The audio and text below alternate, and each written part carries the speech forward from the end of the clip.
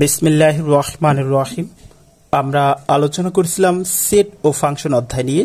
আজকে আমরা আলোচনা করব 11 নম্বর। কোন শ্রেণীর 30 জন শিক্ষার্থীর মধ্যে 20 জন ফুটবল এবং 15 জন ক্রিকেট খেলা পছন্দ করে, দুইটি খেলা পছন্দ করে তদ্রূপ শিক্ষার্থীর সংখ্যা 10 জন। কতজন শিক্ষার্থী দুইটি খেলাই পছন্দ করে না তা ভেন চিত্রের সাহায্যে দেখাও। অর্থাৎ একটা শ্রেণীতে মোট 30 জন শিক্ষার্থী আছে, এর ভিতর 20 জন ফুটবল খেলা পছন্দ করে, 15 জন ক্রিকেট খেলা পছন্দ করে, আর দুইটাই পছন্দ করে এরকম হচ্ছে 10 জন। অর্থাৎ ক্রিকেটও পছন্দ করে, ফুটবলও পছন্দ করে, এরকম শিক্ষার্থী আছে 10 জন। এবার বলছে যে কতজন শিক্ষার্থী দুইটা খেলাই পছন্দ করে না, মানে কোনো খেলায় পছন্দ করে না, এদের সংখ্যাটা বের করতে বলছে।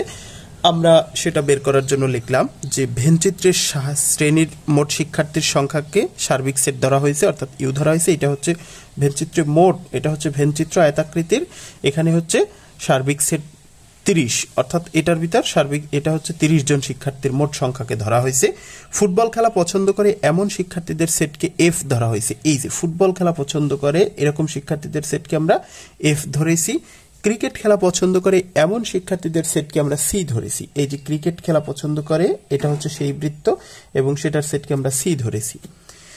এইটা ধরে ভেনচিত্রকে 4টি নিশ্চিত সেটে বিভক্ত করা হয়েছে, যথা পি, কিউ, আর, এস। এই ভেনচিত্রটাকে এই যে এটা এফ আর এটা সি, অর্থাৎ ফুটবল এবং ক্রিকেট এর মাধ্যমে যে দুটো বৃত্ত পাইছি, বৃত্তের মাধ্যমে দেখলাম এই টোটাল যে ভেনচিত্রটা 4টা ভাগে ভাগ হয়ে গেছে। একটা হচ্ছে পি, অর্থাৎ পিটা হবে শুধু এইটুকু, শুধু ফুটবল, আর কিউ যারা ফুটবল এবং ক্রিকেট দুটোই, আর আর যারা শুধু ক্রিকেট, আর এস যারা কোনো খেলাই পছন্দ করে না। আমরা একটু খেয়াল করি, এই বৃত্তটা শুধু ফুটবল, এই বৃত্তটা হচ্ছে ফুটবল খেলা পছন্দ করে, এর মধ্যে এই বৃত্তটা এফ, অর্থাৎ এফ বৃত্তটা কিন্তু দুই ভাগে বিভক্ত, একটা হচ্ছে পি আর একটা হচ্ছে কিউ।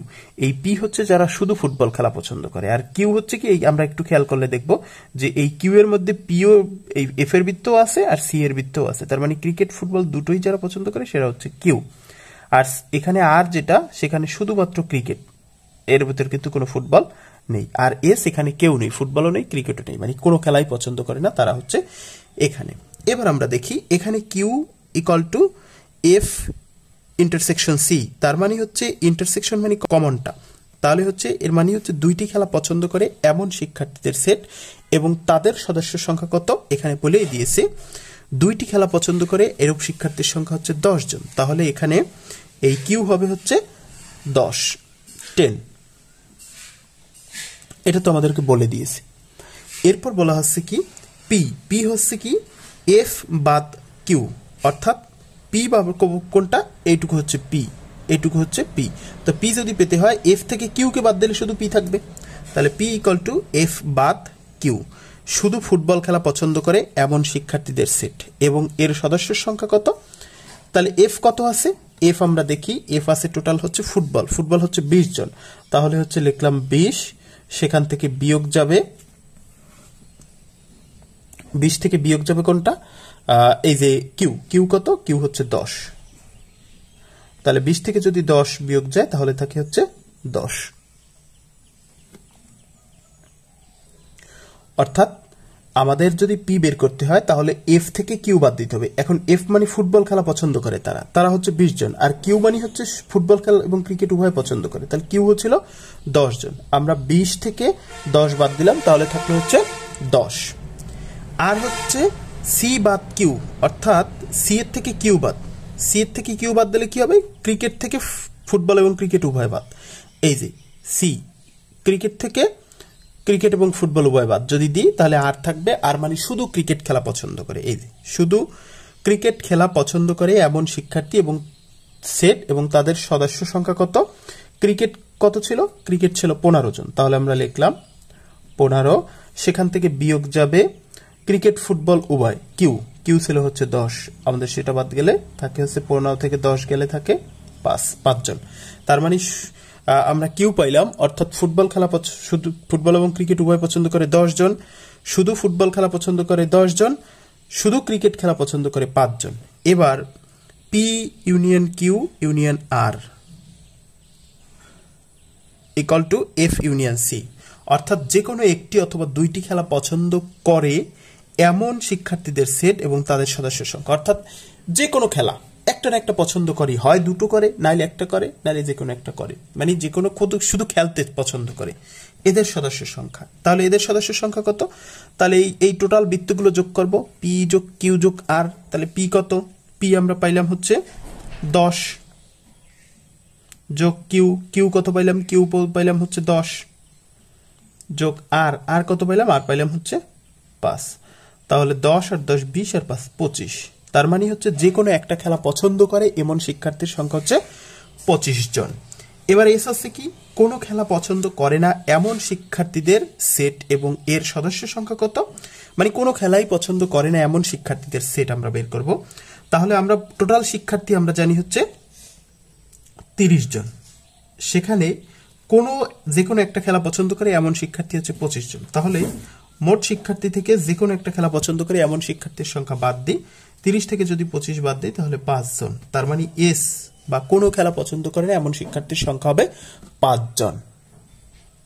আমাদের প্রশ্নে বলছিল যে কতজন শিক্ষার্থী দুইটি খেলাই পছন্দ করে না, তাদের ভেনচিত্রের সাহায্যে দেখাও। তাহলে দুইটি খেলাই পছন্দ করে না এমন শিক্ষার্থীর সংখ্যা আমরা কত পাইলাম? 5 জন। আর পি এর মান পাইলাম 10, কিউ এর মান পাইলাম 10, আর এর মান পাইলাম 5। এখানে আমরা যে বের করছি, তাহলে আমরা লিখতে পারি অতএব কোনো খেলাই পছন্দ করে না এমন শিক্ষার্থীদের সংখ্যা 5 জন। 12 নম্বর, 100 জন শিক্ষার্থীর মধ্যে কোনো পরীক্ষায় 65 জন শিক্ষার্থী বাংলায়, 48 জন শিক্ষার্থী বাংলা ও ইংরেজি উভয় বিষয়ে পাশ করে এবং 15 জন শিক্ষার্থী উভয় বিষয়ে ফেল করেছে। নম্বর বলছে সংক্ষিপ্ত বিবরণ সহ উপরের তথ্যগুলো ভেনচিত্রের প্রকাশ করো। এখানে আমরা একটা বিষয় খেয়াল করি, মোট শিক্ষার্থীর সংখ্যা কিন্তু 100 জন, আর 65 জন হচ্ছে বাংলায় পাশ করছে, আর 48 জন বাংলা ইংরেজি উভয় বিষয়ে পাশ করছে, আর ফেল করেছে কয়জন? 15 জন। তাহলে বাংলায় 65 জন আর উভয় বিষয়ে 48 জন, ফেল করছে 15 জন। ইংরেজিতে কয়জন পাশ করছে সেটা কিন্তু দেয়া নাই, আমরা একটু সেটা বের করব।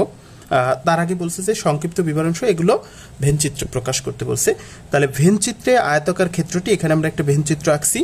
এই ভেনচিত্রের যে আয়তাকার ক্ষেত্রটি 100 জন পরীক্ষার্থীর সেটকে সার্বিক সেট ধরা হয়েছে। এখানে সার্বিক সেট, এই যে আয়তক্ষেত্রটা, এটা 100 জন পরীক্ষার্থীকে দেখানোর জন্য এটা বসানো হয়েছে। এবং পরস্পর ছেদি দুইটি বৃত্তক্ষেত্র দ্বারা বাংলা ও ইংরেজি বিষয়ে পাশ করা পরীক্ষার্থীদের সেট যথাক্রমে বি এবং এফ নির্দেশ করা হয়েছে। অর্থাৎ এখানে পরস্পর ছেদি মানে একটার মধ্যে আর একটা সেট করছে, এরকম দুটো বৃত্ত আছে, একটা বৃত্ত আর একটা বৃত্ত। এই বৃত্তটা বাংলা, এই বৃত্তটা ইংরেজিতে পাশ করা শিক্ষার্থীদের সেট নির্দেশ করছে।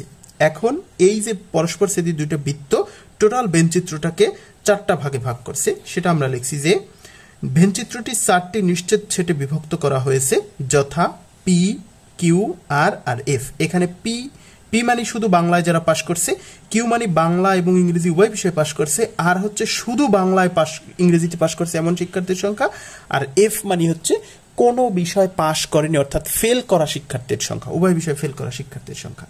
এই হলো কিন্তু আমাদের ক নম্বর অ্যান্সার শেষ। সংক্ষিপ্ত বিবরণ সহ আমরা তথ্যগুলো তুলে ধরলাম। আমরা এখানে দেখি এই টোটাল আয়তক্ষেত্রটা 100 জন শিক্ষার্থী, এই পি, এই বৃত্তটা শুধু, এই বৃত্তটা হচ্ছে বাংলায় যারা পাশ করছে তাদের, আর পি হচ্ছে শুধু বাংলায় পাশ করছে তাদের, কিউ হচ্ছে উভয় বিষয়ে পাশ করছে তাদের, আর আর হচ্ছে শুধু ইংলিশে পাশ করছে তাদের, কারণ এই বৃত্তটা ইংলিশে পাস করছে তাদের, আর হচ্ছে শুধু ইংলিশে পাশ করছে তাদের, আর কিউ তো হচ্ছে বাংলা এবং ইংরেজি উভয় বিষয়ে পাশ করছে তাদের সংখ্যা। এফ মানে কি, এখানে বৃত্ত নেই, তার মানে হচ্ছে এখানে কেউ পাশ করেনি এমন শিক্ষার্থীর সংখ্যা।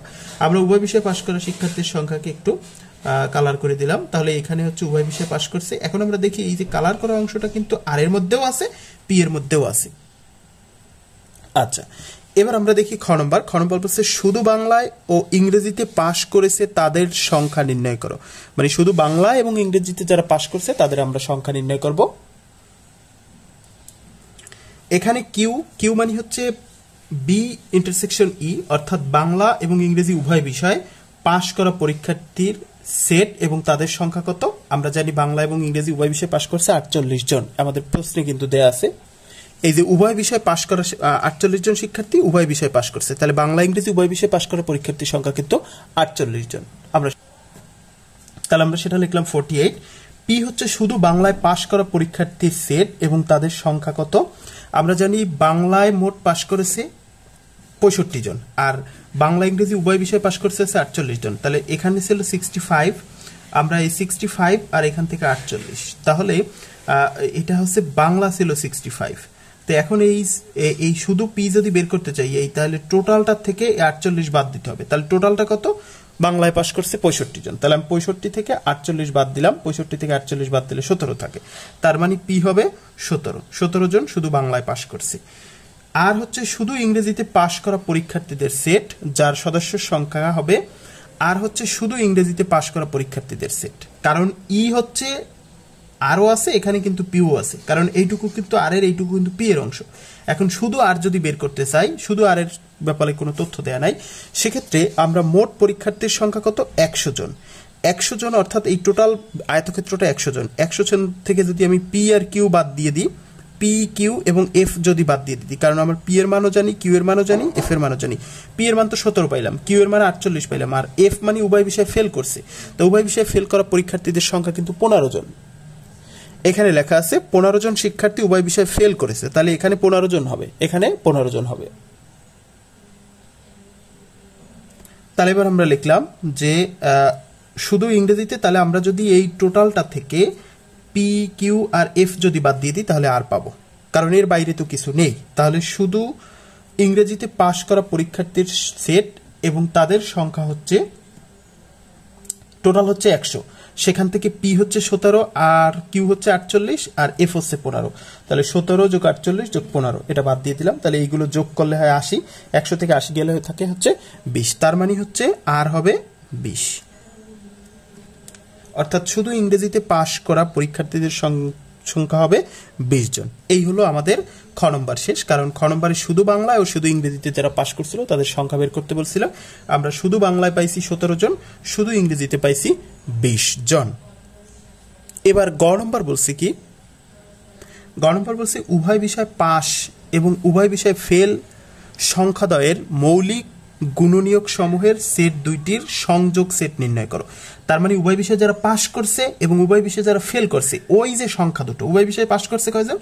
উভয় বিষয়ে পাশ করছে কিন্তু উভয় বিষয়ে পাশ করছে হচ্ছে 48 জন। উভয় বিষয়ে পাশ করা পরীক্ষার্থী অর্থাৎ কিউ হচ্ছে 48 জন, এবং উভয় বিষয় ফেল করা শিক্ষার্থীদের সংখ্যা কিন্তু 15 জন। এই 15 এবং 48-এর মৌলিক গুণনীয়ক সমূহ বের করবো এবং তাদের সংযোগ সেট বের করব। আমরা সেটা দেখি। আমরা পাই উভয় বিষয় পাশ করেছে 48 জন।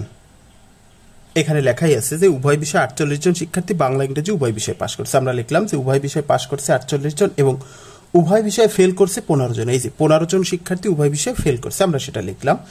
মনে করি 48-এর মৌলিক গুণনীয়কের সেট এ আর 15-এর মৌলিক গুণনীয়কের সেট হচ্ছে বি। এখানে 1 গুণ 48, 24 দুগুণে 48, 3 ষোলো 48, 4 12 48, 6 48, এভাবে 48কে ভাঙাতে পারি। তাহলে এর ভিতর হচ্ছে মৌলিক সংখ্যাগুলো নিতে হবে। তাহলে মৌলিক কোনটা? অন কিন্তু মৌলিক না। আমরা জানি যে সংখ্যাকে এক এবং ওই সংখ্যা ব্যতীত অন্য কোনো সংখ্যা দ্বারা ভাগ করা যায় না, সেক্ষেত্রে হচ্ছে মৌলিক সংখ্যা। এক কিন্তু মৌলিক সংখ্যা না, এক যৌগিকও না।